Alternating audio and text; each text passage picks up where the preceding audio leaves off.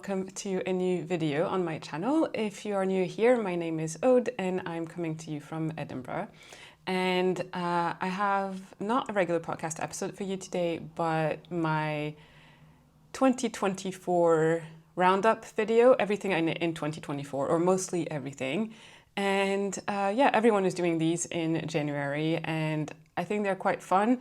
I think they are also a great way to get to know a new podcaster if it's someone that you've only recently found out about or found their YouTube channel. So this is usually the ones that I watch is people that I have started watching on YouTube a bit later in the year, and just to get a sense of everything that they knit in that year, or just new people new to me, and then just get a sense of sort of what kind of things they knit and what their style is and all of this. So I think those videos are quite fun. I know not everyone watches them and I know not everyone likes them, but I don't know. I think they're fun. So I'm gonna make one as well. It's nice to reflect as well on what I knit this year because I really don't keep track of things. I keep track of things in Ravelry, but I don't usually by the time we hit June, I don't remember what I knit in January. So yeah, so it's kind of nice to take a minute to sort of have a look at what I knit that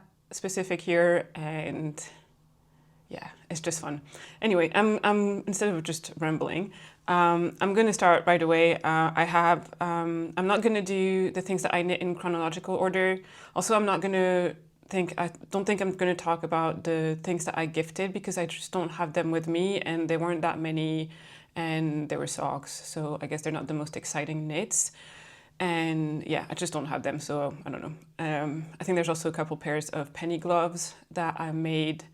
But it's a very popular pattern, everyone knows about it. One of them I gifted, and one of them I realized literally as I was sitting down to film that it's in the car and I can't be bothered to go and get it. So yeah, it's just little things like that. But I am gonna talk about the rest, and that comprises 3 cardigans / jackets, 3 jumpers, a few accessories, a couple of scarves, a hat, a headband, a bag that I made this year, and then I think 3 pairs of socks. So I don't know all in all how many stuff I knit. I guess I could look it up, but also I don't really care. It's not really a competition. It's not about who can knit the most, and I'm knitting in the time that I have to knit, and I'm very happy with that. So yeah, I don't really care about how many stuff I knit. I just knit when I can, and that's fine with me. Let's start right away. So I'm going to start with the cardigans and jackets that I knit a little bit later in the year, I guess. But I'm going to start with it because I'm wearing one of them, and this is my Bookclub Cardigan by Sari Nordland. It was an incredibly popular pattern this year. So many people made it. It's a beautiful, beautiful pattern. I'll try to put pictures of me wearing it. I'm not going to try everything on, but I'll try and put pictures of me wearing it, all the items that I'm showing you on the screen. And yeah, so this is the Bookclub cardigan. I guess because I'm wearing it, I can just like stand up and you can have a look. But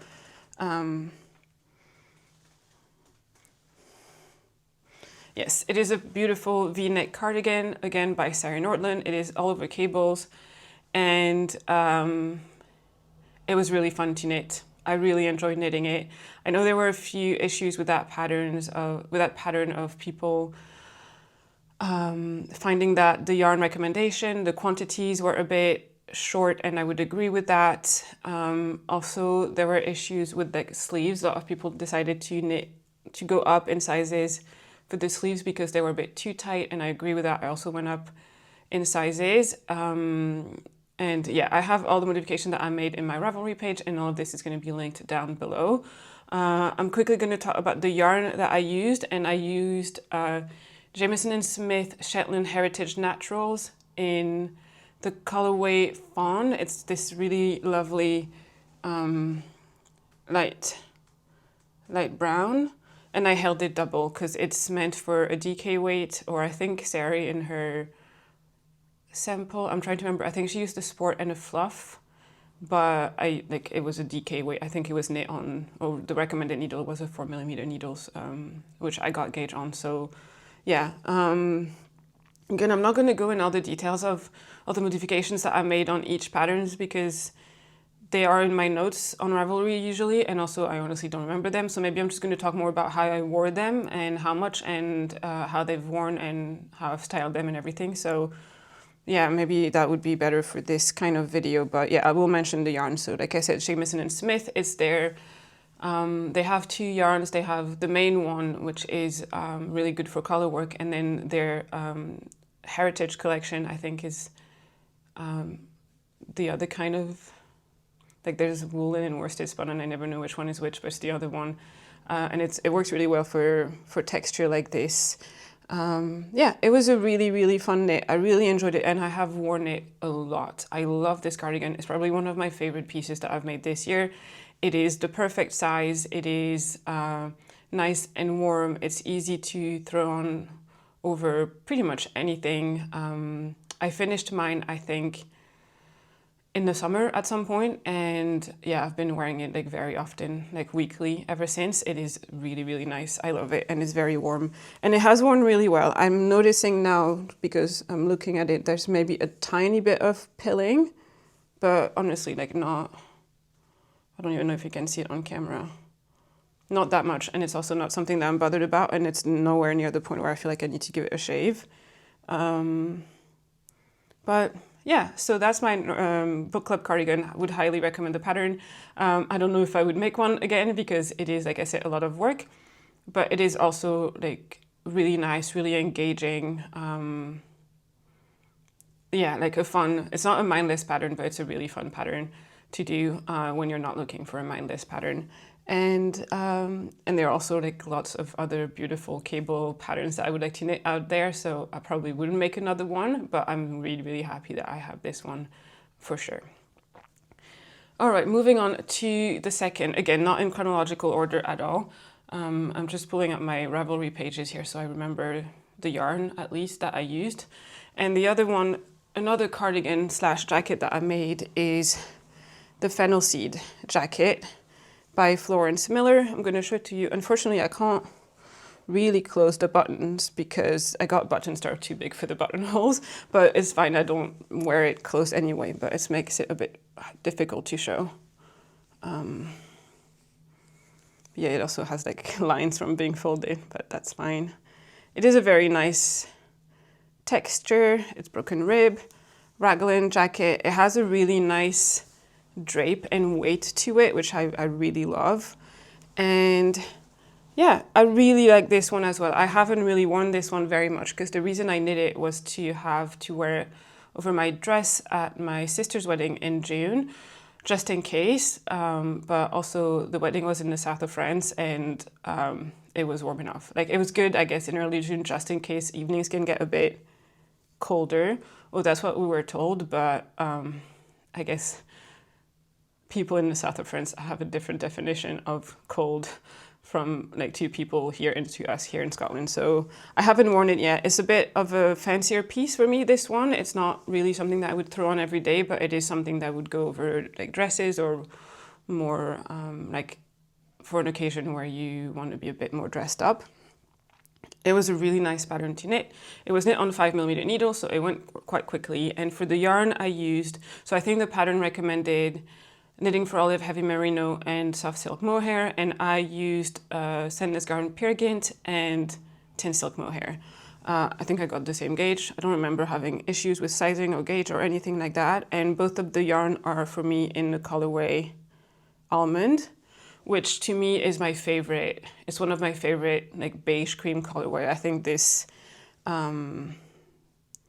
this sort of like neutral, that's not white, that's not too yellow, is really, really nice. And what I like is that Sandnes Garn usually have their colorway available across their various bases. So the almond was available in Peergynt, it was available in the tin silk mohair. I think that same color is also available in the Sunday and double Sunday.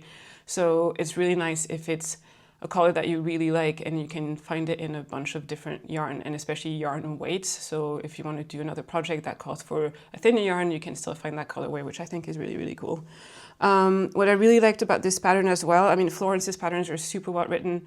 I really, really like the way she writes, and also she provides really nice tutorials, and I really enjoy her tutorial for the double knit button band. I think it's not for that project. I think it's for one of her step-by-step projects that she has. Those are free patterns with tutorials available on YouTube.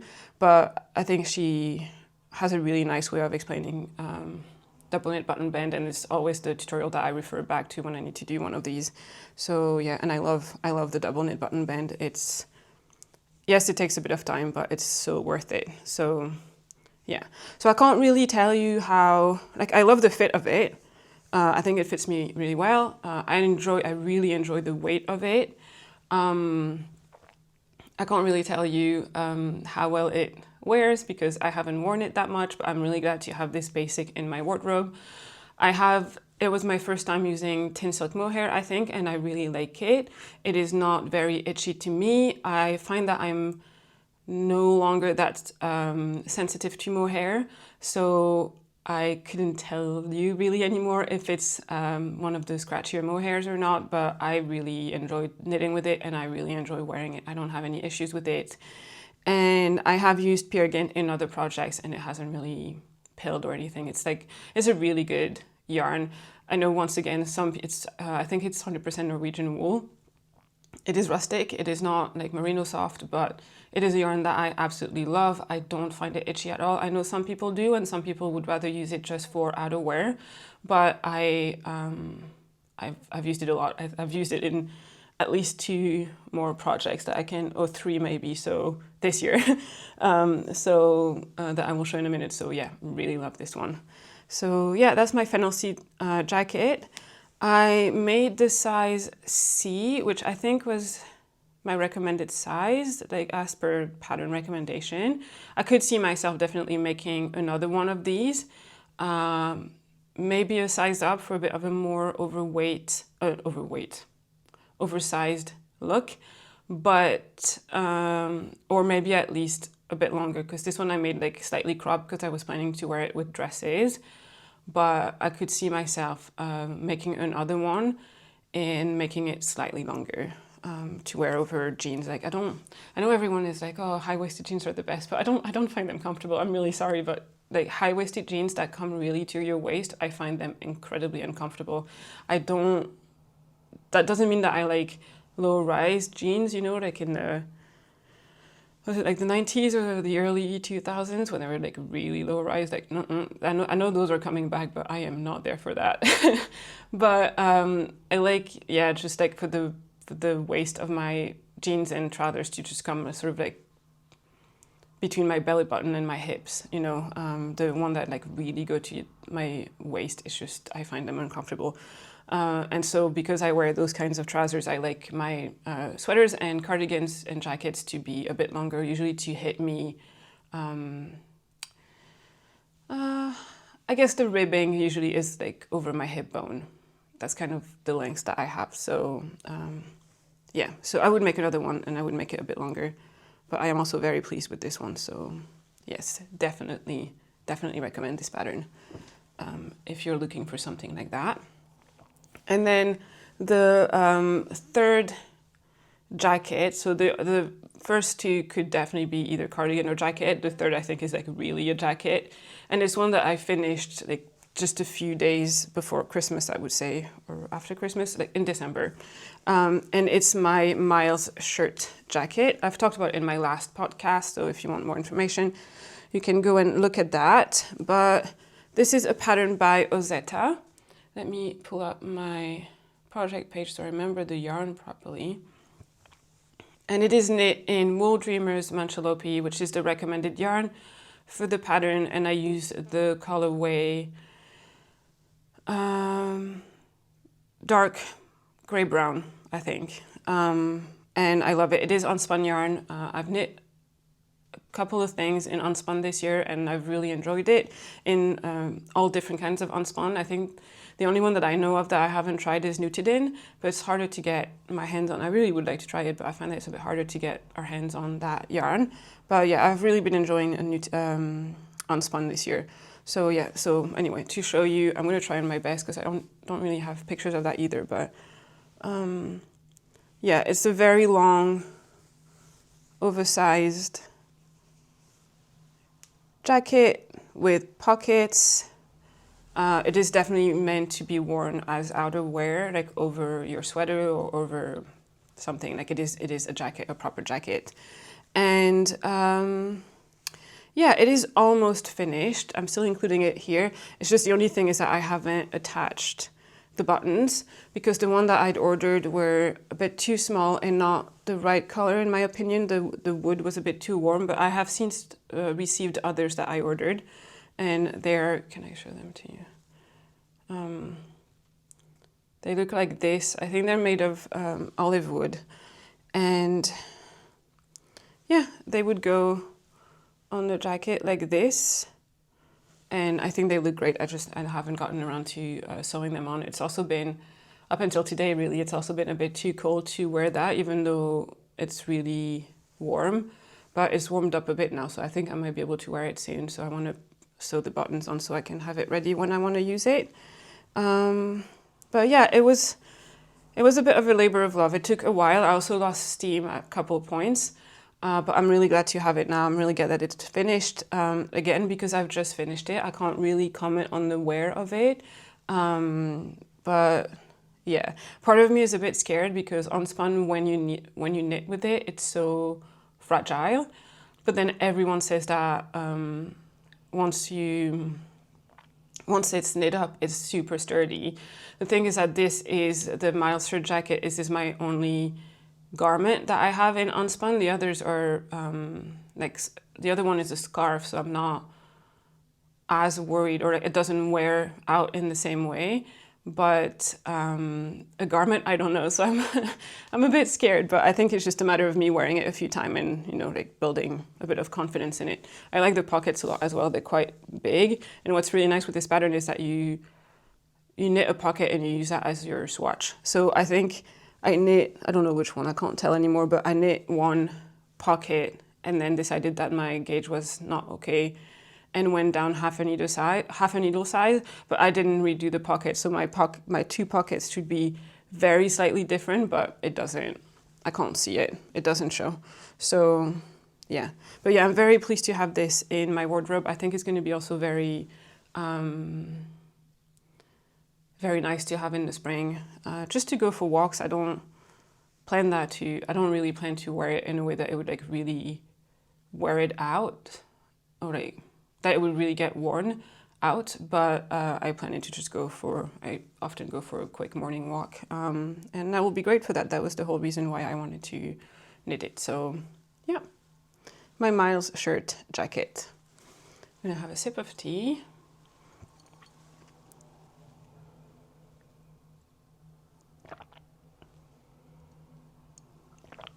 And I am going to move on to my sweaters that I made this year.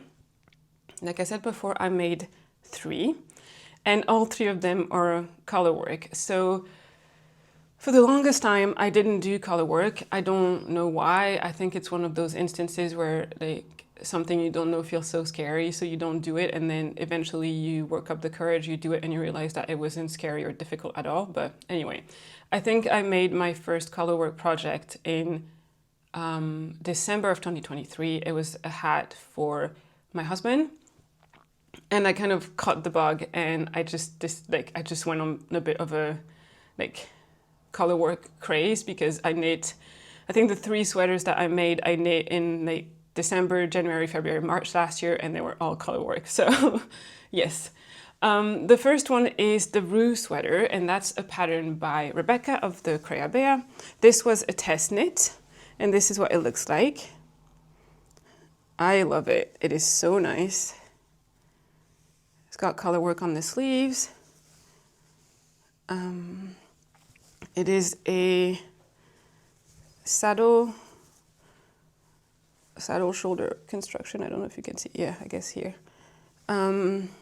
And yeah, I love it. The test knit, I have good memories of it. It was in over December and January, I think, last year, so it's a long time ago.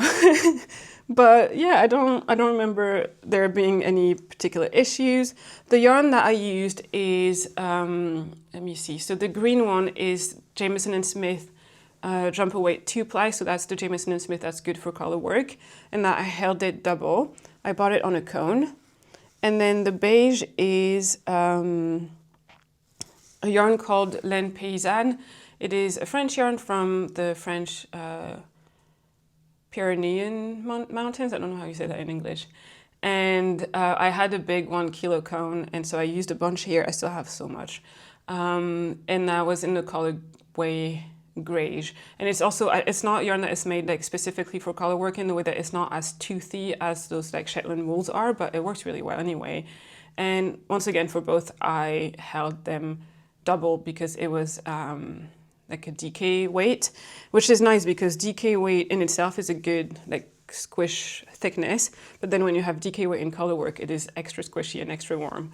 And yeah, I love it. I've worn that so much as well.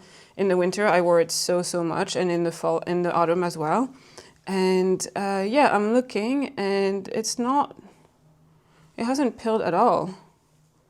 Although I have worn it a lot, but it hasn't pilled at all, so that's good. Everything is holding up really well. I think I ended up putting elastic. I don't remember if I did this before or after finishing the project, or like wearing it a few times, or just right after finishing the project, but I did put in a bit of elastic, which is not the neatest job in the world, I have to say, but it works. And yeah, I love it. I made size 3, which is usually my size in most patterns anyway. And yeah, that's really all I have to say. It was really fun also, this test knit, because afterwards we got to do a photo shoot. So Rebecca works with a professional photographer for most of the time for the photos for her patterns, and her name is Jasmine, and she's amazing, and we had such a good time. And yeah, it was so much fun. Everyone had sweaters of different colors, and yeah, I loved it. It was a lot of fun. So yeah, that's my first colorwork sweater. I don't think I really have anything to say. I think it's quite a popular pattern as well. And I would definitely recommend it if you want to knit a colorwork sweater. I guess if you're a bit adventurous, it could be your first colorwork project. If you've done other sweaters before, it could definitely be your first colorwork jumper, because it's not difficult. It is all knit in the round by the time you get to the colorwork, or most of it is knit in the round anyway. And yeah, the charts are not difficult. I don't remember, I guess there may have been a couple places where you need to catch your floats, but I don't think so. I don't remember, or maybe it's not that important. So yeah, I think it's a really nice, really fun colorwork sweater, and I would recommend everybody knits it. Let me see, the next one. I think the next one is my favorite jumper. So this is my favorite cardigan that I've made this year, but also I think my number 1 overall project. But this jumper definitely comes number 2, and it is my favorite sweater. And I think it's covered in my hair. No, it's okay, because I was wearing it yesterday. And this is my Celeste jump sweater by Petite Knit. And I love it. I really love it. This was knit all in Pear Gynt, which I think is the yarn that the pattern calls for anyway. For the color palette that I chose, it has nothing to do with what Petite Knit did, but I think Florence, again of Handmade by Florence that I was mentioning earlier, did one in those sort of colors, and I really enjoyed it, and I sort of like copied her color selection. I didn't get exactly the same colors because I think hers were like cooler in tone, and I just got a bit of a warmer version of the colors that she got, more or less. I remember swapping some of the colors here because otherwise it looked like, I think what happened is that this brown here should have been beige, or something like that. And so it would look like there was a big beige, like the contrast wouldn't be enough and there would be like a big beige line that would look kind of weird. And it would make the last bit of the color work seem kind of detached from the rest. So I think I modified that, but yeah, I just really love it. The fit is great. Again, Cardigan, I don't find it itchy or anything, so not a problem for me. It works great for color work. It was really, really fun to knit. It's a circular yoke, so you knit everything in the round. There are short rows, but the short rows are made in the main color after the color work. So no like purling flat or anything like that. And yeah, I remember, it's kind of funny. I remember after finishing it, I think I finished it maybe like, I don't remember when I finished it, but I finished it in time that I could have still worn it that winter. And I did it because I was so precious about it. I loved it so much. And I was like, oh, it's so pretty, but it's beige. If I stay in it, I'm like, and so I didn't wear it at all after finishing it. But then, you know, the year passed and now it's winter again and it's been really cold and this is really warm and I've actually been wearing it a lot and I haven't stained it. So yeah, it kind of comes to show like I find that happens to me a lot where I feel very precious about something that I've just finished. And then after a while I'd kind of forget and then I wear my item a lot more, which is also why in 2025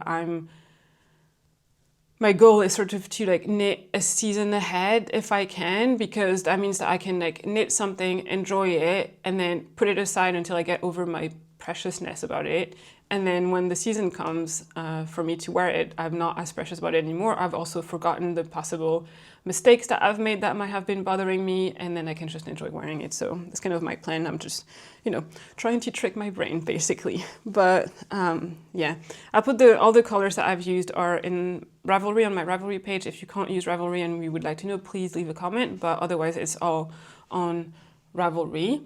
And what I really like about this pattern is that I think for the color, if the colors other than the main color, I think it's designed so that every size, even the larger sizes, only use one ball of each of the contrast color, which I think is amazing for, you know, just keeping the cost down a bit.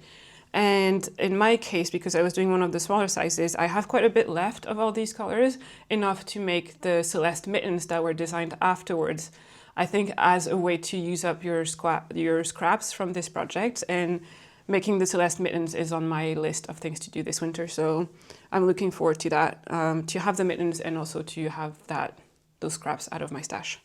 But yeah, love it. Again, would definitely recommend this pattern if you want to try your hand at color work or if you want to make your first color work sweater, because yeah, it's in the round. All the color work is in the round, and then if you have a look, like it's either like 1 by 1 color work or sometimes like 2 and then 1. I think 3 is the maximum that you're, like 3 stitches of the same color next to each other is the maximum that you get, so you don't have to catch your float at any point. It's really, really easy and really effective. Like, I think color work really, really packs a punch, as they would say in cooking shows. But yeah, love it and would recommend it again. Really, really love this one, and I've been wearing it a lot this winter. And again, no pilling, nothing. Like Cardigan is really good that way. And then the third and final sweater that I have made this year is my Levi Pullover. So this is a pattern by Sarah Nortland, and this is one of those knits where I finished it and it got too warm and I didn't get to wear it. So I wore it this autumn, even though I finished it in the spring. But this is what it looks like. It is another round yoke colorwork sweater. I really was on a kick. It has a bit of color work at the sleeves as well, which I really like, and at the bottom, which I really like as well. And yeah, I love it too. For the whole time that I was knitting it, I was a bit unsure about my color choices, and I guess I'm still not like madly in love with it, but I also don't mind. I also don't mind at all. I think it looks nice. And yeah, so the yarns that I used for that, the brown and the cream beigey white thing, is Fiorellini Peruvian Highland wool, and the green is Peer Gynt. I was hoping to do everything in Fiorellini, but they don't have a really good selection in terms of green. I find that most yarn brands that have multiple colorways in the same collection or base or whatever, like the greens is always the color that you don't have a lot of options. There's a million blues and a million pinks or purples, but the greens is always, I don't know, a bit like just a very small selection. And I don't know why, maybe it's just harder to dye, but or to dye consistently. But anyway, even though they're not the same wool, like I don't think they're like, Peer Gynt is Norwegian wool and Peruvian Highland wool is Peruvian Highland wool. They can be used together or interchangeably, I find. Like they're not, yeah, they're pretty much the same. And yeah, I really love it. My gauge was really off, and so it turned out a bit too big. I didn't knit much after the color work before splitting for the sleeve, but I think also my yoke is a bit wider than it's supposed to be, so it is not the best fit. But it is very, very warm, and the way I have been using it, oh, there's my hair, you know. And the way I have been using it is, again, to go on walks under a light jacket or something, because it is quite warm. It also has this turtleneck, which is, I sewed on the inside, like it's a double folded neck, but quite high. So that means that I can wear it under a lighter jacket and also not need to have a scarf because it keeps my neck warm. So yeah, I think it's I'm just picking hair out of everything. A bit more of a utilitarian FO for me, but I don't mind it. I really like it, and I've worn it a bit at home as well in winter, especially when I've been sitting on my desk to work all day and it's been really, really cold. It's been nice because this is really warm, so yeah. This is a project where I tried, what is it called? Leatherback jacquard as a color work technique, and most of it was just regular stranded color work, but for some of it, I think around here in that zigzag section and at the bottom, I tried it and it worked out well. I remember when I first finished it, I was a bit bothered because in some places you can see where that like initial stitch is. I don't even know if I can see anymore. Like it seems like there's a bit of unevenness here, like in the middle of each zigzag thing. And I remember that it bothered me a lot, but now I don't really care anymore, so the magic of passing time. And yeah, it's also quite heavy, which I like, so, and again, it's worn out fine. Again, I haven't worn it a ton, but I have worn it some in autumn and winter, and it's not really pilling yet, so all good. Especially because Fiorellini Peruvian is really, really soft. So I would expect it to pill a bit, but so far so good. So yeah, those are all my sweaters, and I was clearly on a colorwork kick at the start of the year, and the colorwork was a new skill for me, and I really enjoyed it. It's a new skill that I really learned, and I wouldn't say perfected, but got comfortable with at the start of the year, and I'm really, really happy about that. Speaking of skills, I would like to take a moment now to thank the sponsor of today's video, which is Skillshare. So Skillshare, as you probably know, is the largest online community for creatives with thousands of classes led by industry experts across film, illustration, design, freelance, productivity, and more. Skillshare really can help you take your career or skills or hobby to the next level. If there's any skill that you want to learn or that you want to improve, there's a Skillshare class for you. I personally have been using Skillshare on and off for a few years, doing classes on a broad range of topics like illustration, embroidery. I've used it a lot when I started my business with classes to learn to, run a small business. And it's been great. What I really love is that Skillshare now has a new feature called Learning Path, which basically creates curated playlists for you of classes about the one topic or the one skill that you're trying to learn. And I think this is very, very useful. I really enjoy that. One of my goals or one of my wishes for 2025 is to learn how to quilt. I know how to sew, but I really don't know much about quilting specifically. And so to learn the basics, I have been doing a class by a lovely woman called Esther Nariyoshi, and the class is called Sewing Your First Quilt Block, a quilting project for beginners, and it has been fantastic. Quilting is not difficult, but there are a few tips and tricks and specific skills that you need to learn if you want to have all your bits of fabric aligning properly and have really nice, neat designs.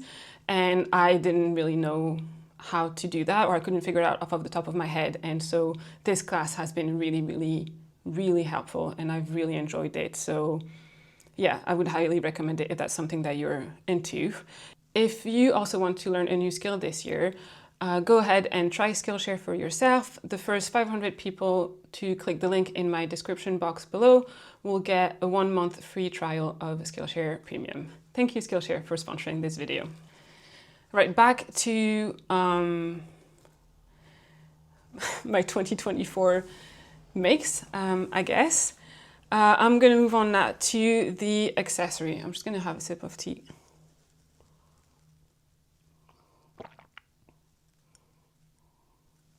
I feel like I have to be very mindful about the kind of tea that I choose to make before I record a podcast, because by the time I finish drinking it, it's gone kind of cold.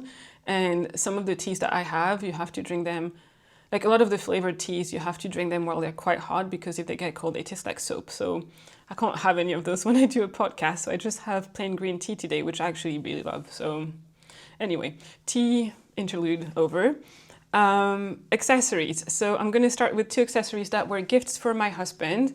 As accessories, like I mentioned at the start of the podcast, there are a couple pairs of penny gloves, and there are also socks, which I guess are not really accessories. They are their own categories, but they've been gifted. I don't have them with me, so I'm just not going to talk about them. But there's 2 gifts that I were for my husband, and so obviously they're still in my house, and I can show them to you. The first one is this pair of mittens. And these are, what are they called again? Oh, the World's Simplest Mittens by Tin Can Knit. I have to be honest, I don't have much recollection of knitting this thing. I think I had to play around, either I had to play around with the gauge, or it was one of those patterns that has instructions for multiple gauges and multiple sizes. Maybe that's what it is. Basically, I knit mine in a yarn called JC Rennie Chunky Lamb's Wool. It's an Aran weight, even though it's called chunky, and it's in the color Blueberry. And this is the yarn that I used, I don't know if it was in 2023. It may have been December 2023. I made a single malt for my husband in this yarn, and I had a lot left over. I think I'd bought a cone of 850 grams, because this yarn is available either as 500 grams cone or 850. They also have balls, but I needed a large quantity. So the thing is that 500 grams would have been like just below what I needed.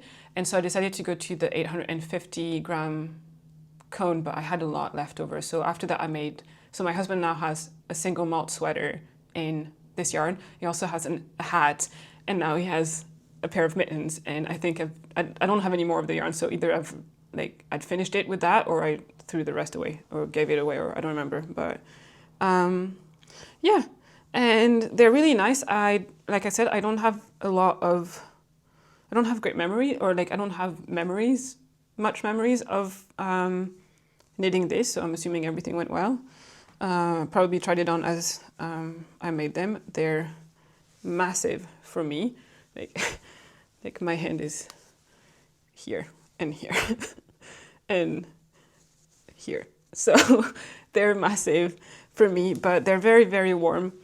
They still smell incredibly strong of sheep. That was the one thing with the Rennie cone, the JC Rennie cone, is that they still have spinning oil on it, but they have a lot of it, and it smells, even though they've been washed and you don't feel it on your finger anymore. I think the oil is gone. They still smell of sheep really strongly. I think my husband's sweater is only now starting not to smell of sheep, even though he's had it and been wearing it for over a year, like maybe a year and a half or something like that. So I don't mind, he doesn't mind, so that's good, but yeah, quite strong smell. And yeah, I'm sorry, I don't really have much more to say about this because I don't remember much. I think it's just, they're great, they're functional, he loves wearing them, and win-win. So that was one of the gifts that I made for him this year, and another one is one that I gave him at Christmas, so I just finished it, and I talked about it in my last podcast, and this is the Keep It Together hat by Ktova Kika or Veronica Lindberg. And I knit this in Knitting for Olive Heavy Merino in the shade Brown Bear, and it's just a one size, but it's 2x2 ribs, so it's very stretchy and it fits him well. He's got a head, he's quite tall, so proportionally, like, his head is also quite large, and usually I need to do the larger sizes available in a pattern. So I was a bit worried when it says it's just like one size fits all. I'm like, yeah, but you know, but it's fine. It works really well. He says it's really, really warm, so that's good. It's got a double folded brim. And yeah, it was just a really easy, really quick pattern. Would highly recommend it. It worked really great in this yarn. So, and I think I used maybe about 80 grams. So like 2 balls or 100 grams of like DK Aran weight is just, it's great for that. So yes. Another head accessory that I have is a headband. And this was a test knit that I did for my lovely friend Rebecca of Journey Through Yarn.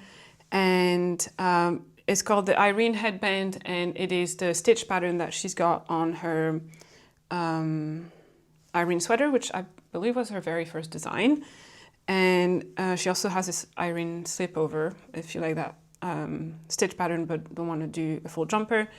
And yeah, it was really fun. It was a really quick test knit. I really like this little texture thingy. I think it's really pretty. It's double thickness, so it's super warm.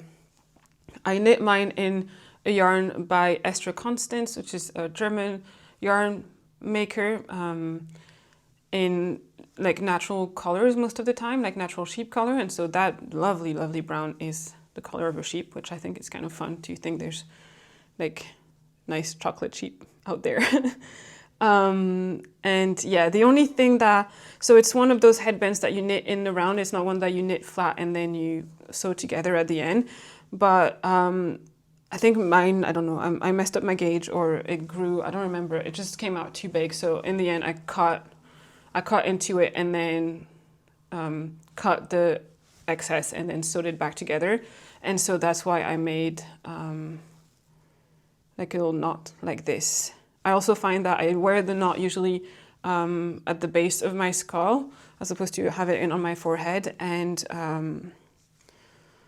I find that it stays on my head better that way. But yeah, I haven't worn it a ton because it hasn't been super cold up until recently, but it's definitely I have a couple of headbands and yeah, I reach for them when I want them. And it's great. It's really warm. It's not itchy to me, although I could see it being a bit itchy to other people. It's quite rustic wool to people who are more sensitive, I mean.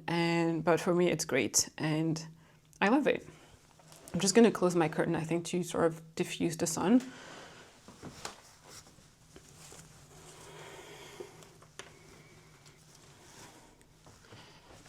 I hope it helps a bit, but it is that time of year where the sun rises quite late and is quite low, so it is like right in my face. But the days are getting a bit longer, so it's wonderful.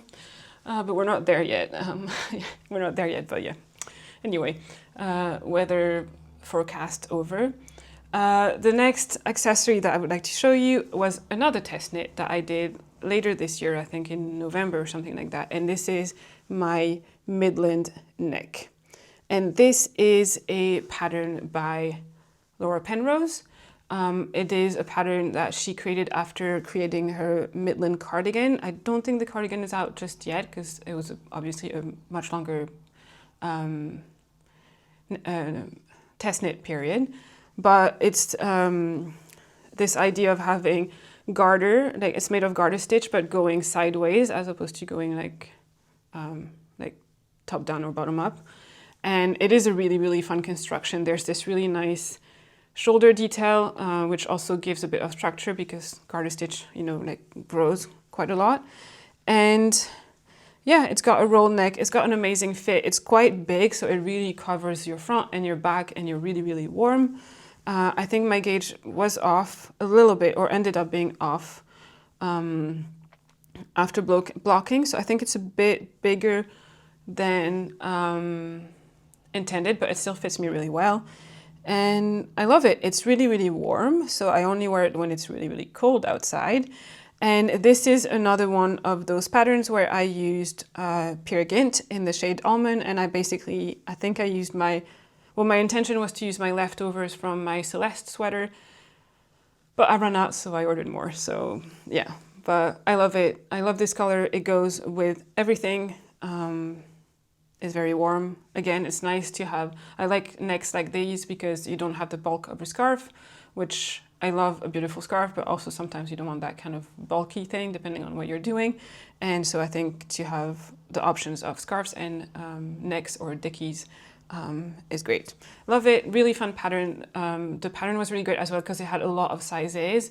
So it had several adult sizes, but also sort of like teen size and child size, which is really, really great. And they also make really good gift knits if that's something that you're looking for, because there's a wide range of sizes, so you can find one that is likely to fit the person that you're gifting it to, but also it's a neck, it's not fitted, it doesn't have to, it's not like a sock where you have to know the person's shoe size, or a jumper or cardigan where you have to know their clothing size or whatever.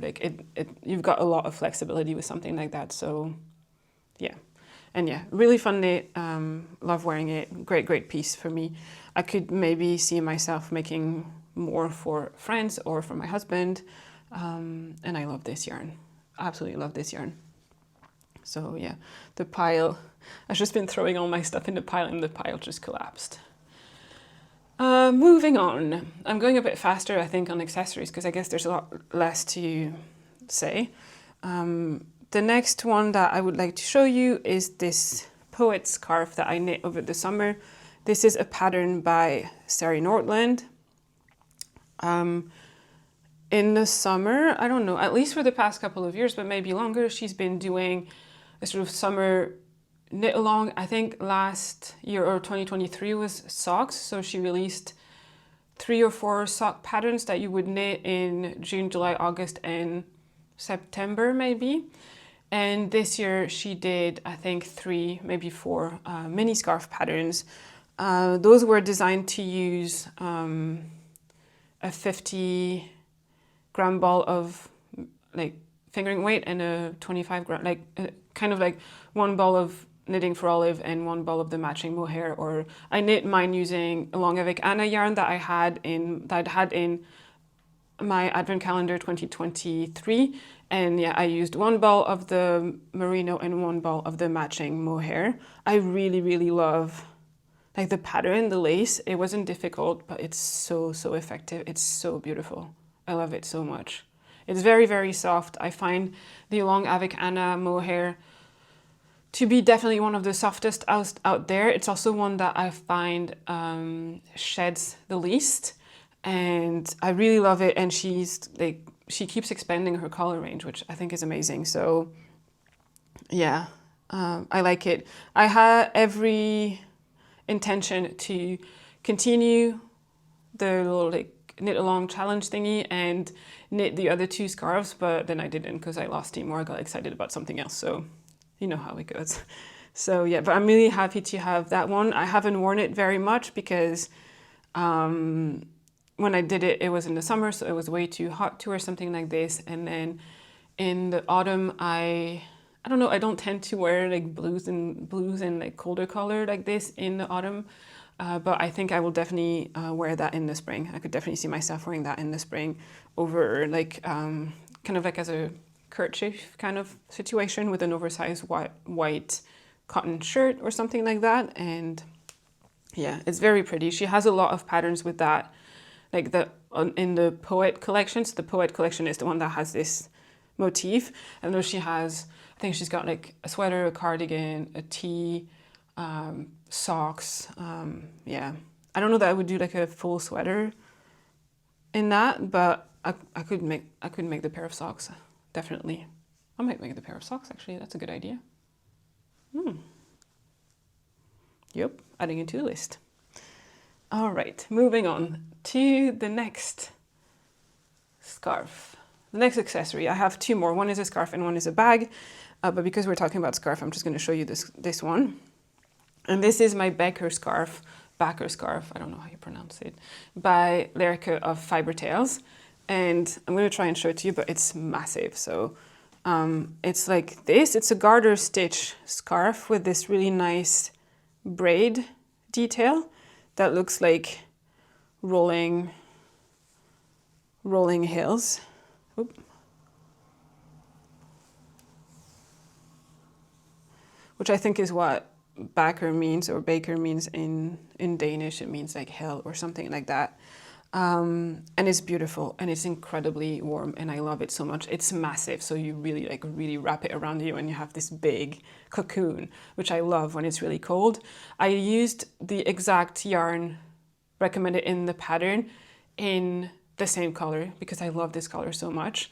And that yarn is Potulopi unspun in the shade Frost Grass, and then held together, so one strand held together with a strand of Isère silk mohair in the shade 68 Olive.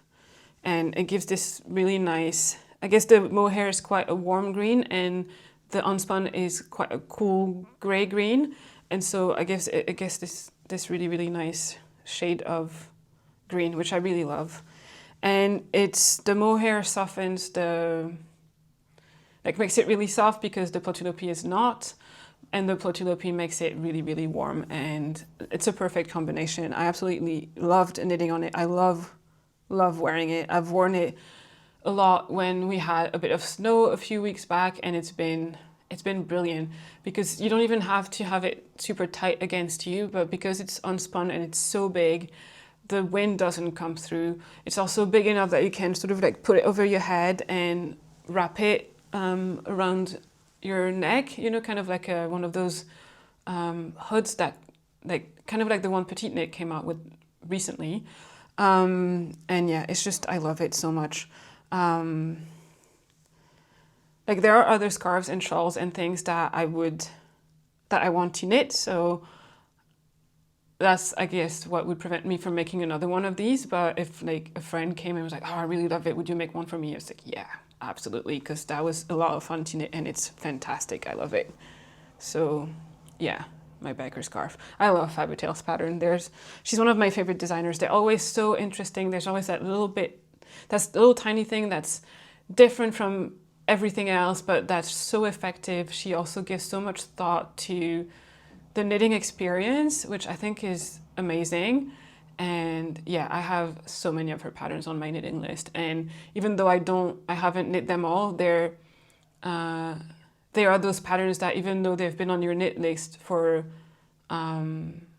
a long time, you know you're going to get to them. It's not those patterns that, oh, I really like this now, I'm going to put it onto my Ravelry favorites, and then in a year or so I'm going to come back and be like, well, you know what, actually it's maybe not really my style anymore. Those are like, yeah, I still want to make them. So yeah, love it, would recommend it. And then my last but not least accessory, which is something brand new to me, and it is a bag. I had never made a bag before, and then this year I made two. One of them I gifted to my mom, and I don't have it here, so I'm not going to talk about it. But this one I made for myself, and I made it to have at my sister's wedding. Again, it was in June. It was in the south of France. I knew, like, I did knit my Fennel seed jacket for it, but I was very much aware that I probably would not wear it. But I still wanted to knit something for the occasion, so I decided to knit myself a bag. I bought, I should tell you, this is the Winter Clutch by Petite Knit. I had bought the chain and the frame, I think in December 2023 when I visited Oslo.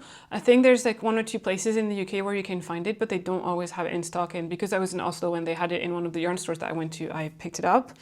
And then I made the lining myself, even though you can also buy the lining, but the pattern comes with instruction for how to sew it yourself. So I did that. And then the yarn that I used for this is Sandnes Garn Sunday and Tin Silk Mohair, once again in the shade Almond. So that's what I was telling you before, like this is Tin Silk Mohair and Sunday, and then I've used Peer Gynt all in the shade Almond, and they look pretty much the same. I think the Sundays are a little bit warmer in color, but I think it's not the colorway, it's just the base. Like this is, I think Sunday is a merino yarn, whereas Peer Gynt is a Norwegian wool. So the base is gonna like absorb the color in a slightly different way, but honestly you could have them both together and you wouldn't really tell the difference. And yeah, I really loved it. I used it a lot for the wedding and it worked really well.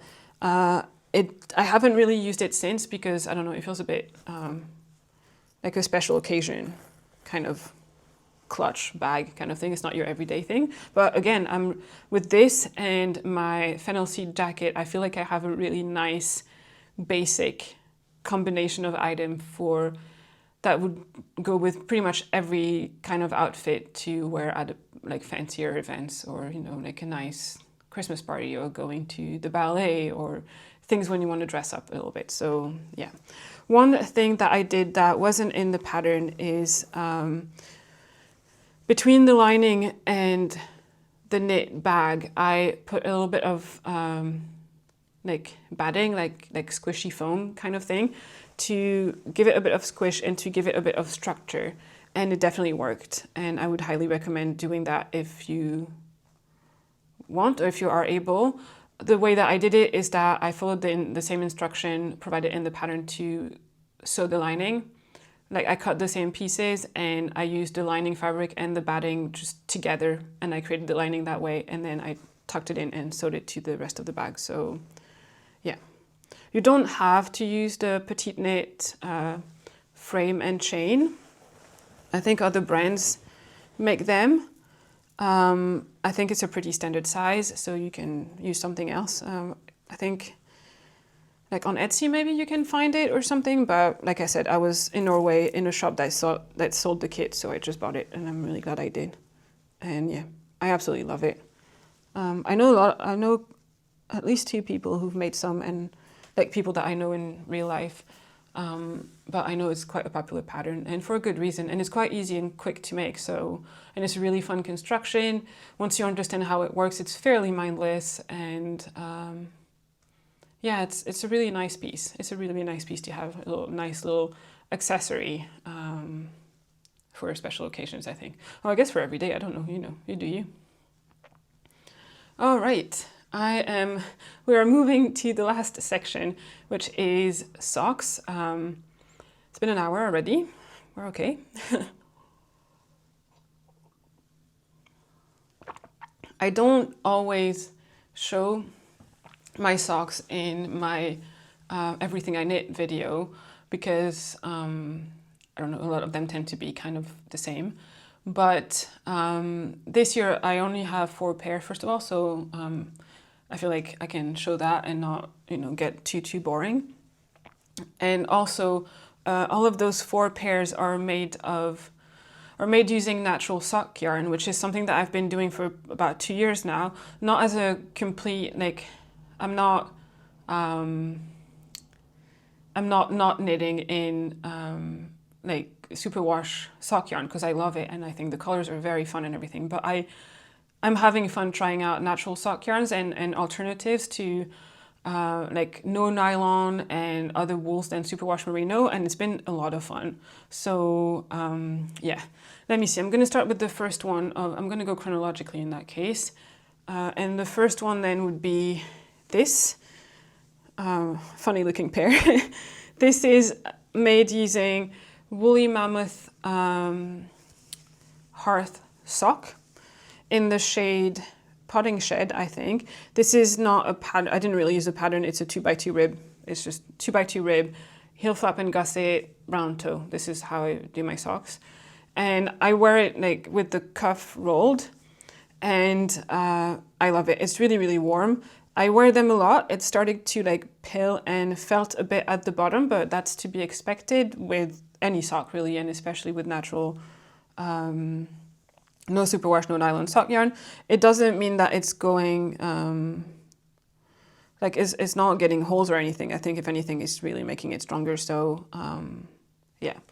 Again, I've mentioned it in other videos, but I wear my socks pretty much exclusively at home in slippers. I don't really wear them out and about, so that also means that they get worn a bit slower than if you were like wearing them in boots out and about all the time. But yeah, I mean, it's great for me. I really love the fit. I was still at the time, I think I still knit this one on 2.5mm needles, which is what I usually use for socks, but I have since switched to using 2.25mm needles for natural sock yarns because they tend to be a bit thicker than your like sort of standard merino nylon that is 400 meters per 100 grams. Usually natural sock yarns are like anywhere between like 330 to 360 or 380. And so because the yarn is a bit thicker, I've since gone down to a bit of a smaller needle, and I think it's been good. It's been better. But this was still on 2.25, and it fits really well, especially because was still on 2.5, sorry. Especially because it's ribbing, so I think ribbing is very, very forgiving when it comes to socks.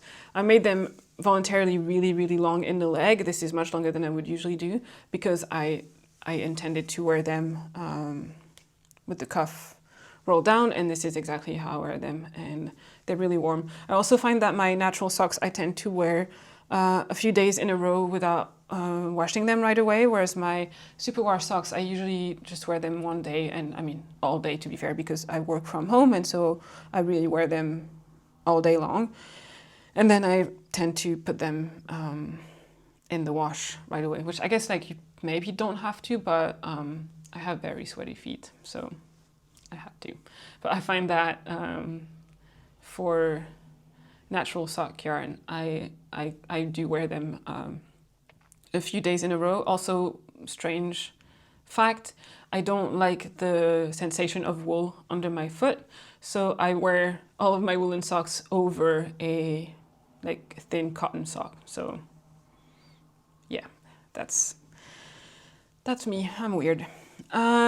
Next pair of socks, I'm only going to show you one of them because I've actually put them back on the needles, and those are my Fiorellini socks that I tested last year for Marie-Ève of In Her Skein podcast, and it looks very wonky here because what happened is I tried a different way of decreasing for my toe, and basically it didn't work out. It sort of like sorry, it sort of decreased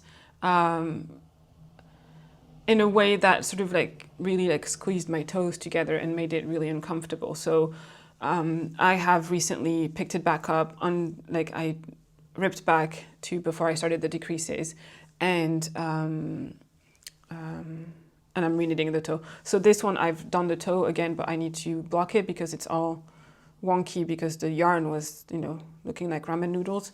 And then I'm working on the second one. I haven't finished it. But that was a really, really lovely pattern. It was my first sock that included color work. I knit this in the winter last year when I was still in my, you know, full color work craze. And I love them. The yarn is Wild and Bare Fibers, my absolute favorite sock yarn. I would highly recommend it when when it's available, which is not very often, but yeah, I love it. I absolutely love it, and they're very warm, and it's one of the sturdier sock yarns as well, because the light purple that was left over from another pair of socks that I made, and so that I've had much longer, and I have worn a lot more because they fit really well, and the bottom is not even felting yet. So yeah, very, very sturdy, and I love it. So that was my second pair of socks, which I am fixing and hoping to be able to wear a lot more this year. Yeah, but I love the color work. It's really pretty. And Marie-Ève has since designed, I think this was her first design, but she's since designed a bunch of different sock patterns, and they're all so beautiful. So yeah, I would highly, highly recommend you go and check out her podcast and also her Ravelry designer page to see all her patterns, because they're really, really pretty. Third sock that I made this year was another one made out of Woolly Mammoth Fiber Company sock, hearth sock, and this was from a sock set. So it had a big skein of like sort of reddish yarn, I think called peony or something, and then a mini skein in a yellow color called Cognac. Originally, I wanted to do the Fiorellini socks that I just showed you in that yarn, but the contrast between the two colors was just not high enough, and it didn't show. So I, saved it for something else. And so I ended up making this pair of socks, and like you can see, the contrast is quite light, or not high, quite low. Yeah, low. But I did a vanilla sock, and then I did 3 stripes of the yellow, and then I did the toe in the yellow. I find that I feel like it has faded a little bit, the colors, which I think is something to expect when you use naturally dyed yarn. I don't mind, but yeah, it has faded a little bit. But yeah, I don't mind. They're very nice, very warm, and I still wear them a lot. They are starting to felt a bit in the same way as the ribbed socks wear, which is nice, like it's consistency across that base. And yeah, I love them. I didn't use a pattern again. I did just my normal, I cast on 64 stitches. I usually, when I do ribbing like that, either 2x2 or 1x1, I do 15 rows. My legs, I usually do 50. I do my heel flap and gusset, and then my foot, I don't really have a set number of rows or rounds for the foot, because especially when using natural sock yarn, they all have a slightly different yardage. So I have like a sock ruler, and every time I make a pair of socks, I just put my socks on the ruler to measure like how much you knit until I start. Like I set it so it's the size of my foot, and then I use it to measure how many rounds I need to do until I strut the toe. And it's more or less the same, like in the same range, but it's not exactly the same. It's not like 70 rounds for every pair of socks I make, so I would rather use the ruler, and it's worked really well for me. So I am glad to have these, and again, very, very warm, and I love them. And they soften quite a bit with wearing and washing. The red bit, because it's red, I guess the dye sort of like it stained my finger a bit when I was knitting it, but not in a problematic way. Like it's just in the way that some red or purple or blue yarn would, and then I would just wash my hands and it would go away. I did wash it for the first like 2-3 times on its own, just to make sure that all the dye would like come out and not risk staining other socks. But I think now I'm just gonna toss them in the wash with everything else. Yeah, I do even my natural yarn, like my natural socks, I do toss them in the washing machine.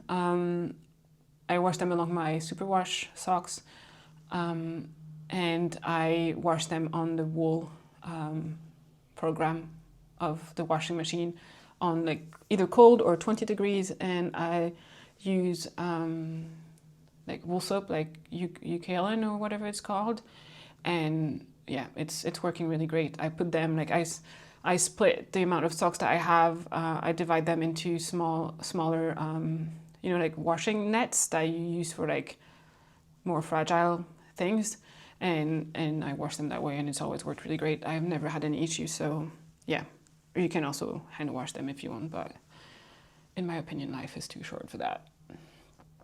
And then last pair of socks and last project, or last item that I'm going to show you today is a pair of socks that I just finished at the very end of, on December 29th. So the very, very end of 2024. And these are my fairy ring socks. Again, these I talked all about these in my last podcast episode from about 2 weeks ago. So if you want to know more, go ahead and you can watch that. But yeah, I love them. They're my second colorwork sock. And I really love them. I think I think I want to make more colorwork socks. I know everyone is doing the is it called the Colorwork Cuff Club or something by Summer Lee? And I didn't join in, but I kind of want to now. So maybe I will do that. But also I have millions of books that have sock patterns in them. So, but also it's kind of nice. So maybe I will join in that. But yeah, I love it. For this, I used Ovis Sock by Wool & Twine primarily. So in the shade Bone for the white bit and in the shade Oat Milk for the body of the mushrooms or the stalks, whatever it's called. And then the caps of the mushrooms is Gardener Snowdonia, so it's their natural sock yarn. And then the green is Rhue Fennel, which is not a sock yarn. But because it's on the cuff, it doesn't matter. That's not what the part that gets really worn. And yeah, the rest is just 64 stitches, 15 rounds again for the cuff, the color work, the round toe, just my normal sock. So yeah, what I learned this year about socks is that I've been struggling with my heel turn being a bit wonky, and it still is, but that's an improvement on the way it used to be. And I think what is working for me is that I usually knit my socks on 9-inch circulars, the Gu ones. I have the little like interchangeable sets, the little red pouch. But I use like a magic loop kind of needle for the toe. And I also used to use that for the heel flap and the heel turn. But now for the heel flap and the heel turn, I'm using DPNs, and it has helped a lot with my tension. I also want to go down. I want to try go down a needle size when I purl, which I have done it before, but I think I need to go down, like not just like if I use 2.25, I think going down to 2 is not enough. I need to go down to like 175 or 1.5, and I don't know if those needles exist, so I need to have a look, but I think that would help me a lot. I know because I recently, like I'm currently working on a cardigan project, and I've had to do that because I was rolling out, and like I had to go down a full millimeter for my pearls. So yeah, I need to figure out how to do this for the socks, and I need to see how small DPNs can be, but yeah.